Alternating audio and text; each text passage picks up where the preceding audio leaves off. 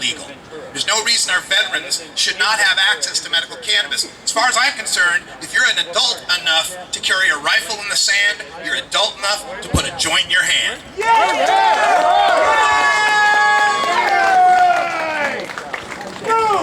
All right, now here's another exciting thing for me about the emerging cannabis industry out west. When you look around most industries, they have something that they call a glass ceiling for women, right? It's like when you get to the upper levels, like CEOs and vice presidents, they're like 10, 15% of most industries. The cannabis industry so far, 40% women in those top organizations.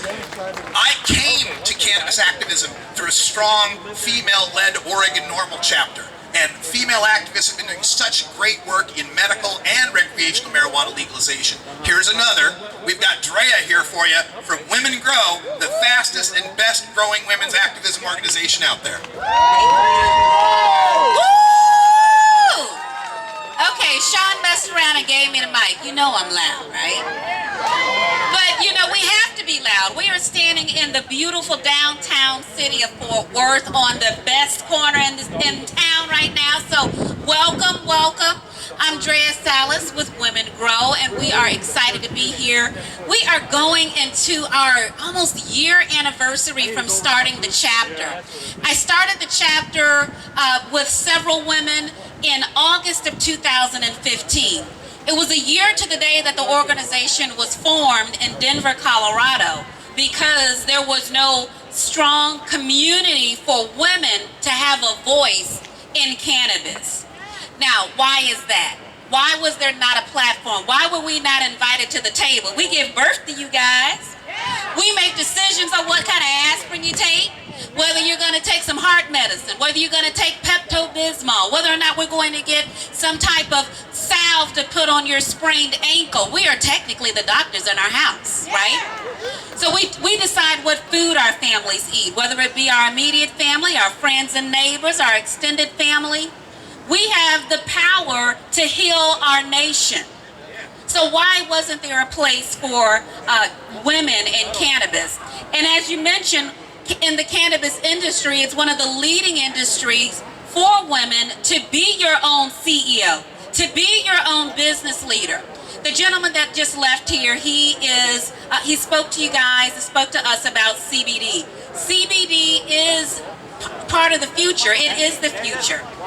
We have to be able to have access to it. We have to have an alternative, as opposed to me having a sore throat right now. All I can say is, I need some CBD. I need some CBD. It'll help me with my inflammation in my throat.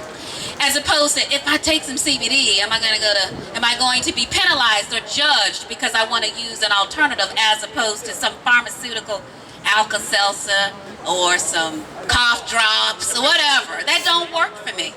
So I entered the cannabis industry well over 2 years ago, just because I had a friend who said, hey, you know what, I want you to check into something. But my mother was very, very, very ill. The last time I spoke, she was still with us, and I'm experiencing the first Mother's Day without my mother. But she was my biggest advocate.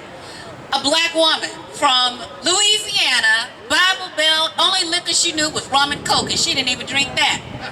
But she made the best decisions when it came to our health care for our family. So I became her caregiver. I was with my mother day in and day out. And when she had those 26 pills per day to take, now if you got 26 pills, one of them has to conflict with the other. Something doesn't match. Why is it that I can't get you up to go to dialysis because you're drugged up and you're in a coma-type state? Because you've been pre-medicated all morning. You're vomiting.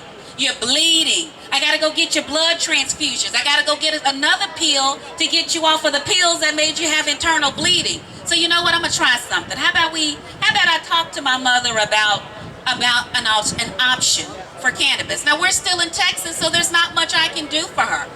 But I can give her a hemp-based vape pen, as opposed to her taking the cigarettes that are causing her to lose her blood. I can introduce her to that. I can introduce her to hemp-based products and CBD products.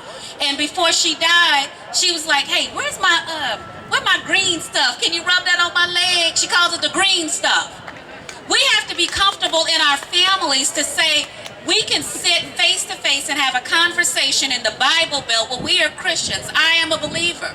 And I go to church and they're like, there she go over there. Is she selling some weed? And they won't come say anything to me. But as soon as I say, you know what? You can ask me. And he says, ask you what? Anybody. Ask you what? I know you watch my Facebook because I had to have a voice somewhere. Because you know what? Every time I see me, they be like, girl, what you doing? What you doing? I said, why? You need some CBD? You got some inflammation, don't you? I do. Okay, well, come on, let's get you some CBD. They need to have a safe place to have a conversation about an option that they said for many, many years that, you know what, you're going to go to jail. You're going to get hooked. It's a gateway drug. Respect the plant. When you allow to have conversations with your family and friends, your church members, your neighbors, whomever that may be, to have a discussion about what? A plant. Let's just talk about the plant. Let's forget about your nephew going to jail. See, I don't know if you know this or not, I am a black woman in Texas. Okay? And we have a community that is fearful to talk about cannabis. We have a Christian and a faith-based community that's afraid to talk about cannabis. The one thing that's important and crucial to us is that the business of cannabis is happening. The gentleman that just left here was talking about his what? His business of cannabis. Where are you in making your business cannabis in Texas? See, the law for the Senate Bill 339 also said that you don't have to be a resident to have a license. They're coming. So you need to define what you're going to do in this space today. So with Women Grow, we started Women Grow because we have a platform that we want to create cannabis leaders. We want to create cannabis entrepreneurs. Yes, we advocate the right to have safe access to medical marijuana. Absolutely. But also I want to know the business of cannabis because you know what? Big Pharma's coming. And they're going to squeeze you out. And they're also going to determine how you will be able to consume cannabis one day. So if you're not here getting involved, well, you are here getting involved. How about that? You need to bring more of you in to get involved, to talk about the business of cannabis. It is going to be a multi-billion-dollar industry. We are not even at the tip of the possibilities of the income and the commerce that's going to be made. Position yourself to be great. Position yourself in the state of Texas to say, hey, where can I go to get information and partner with other business professionals that are trying to pivot and are trying to figure out where their space is, whether it's advocacy, whether it's patient access, whether it's reform, because at the end of the day, reform is very crucial. That's a whole nother conversation. You got anybody up here from LEAP? Well, let me tell you what LEAP is. How about that? Okay? Is that our next speaker? Well, then I'll shut up then. But you're going to talk about that, right? I'm sorry, Sean. I'm wrapping it up. Okay, womengrow.com, okay? You can find us on Women Grow, the Dallas chapter on Facebook. My beautiful colleagues are over here in the shade because we are women. We need to be shaded. We have some water over there for you. You can find us in our red shirts. We thank you so much. We meet every month. Keep posted and welcome to Women Grow Texas.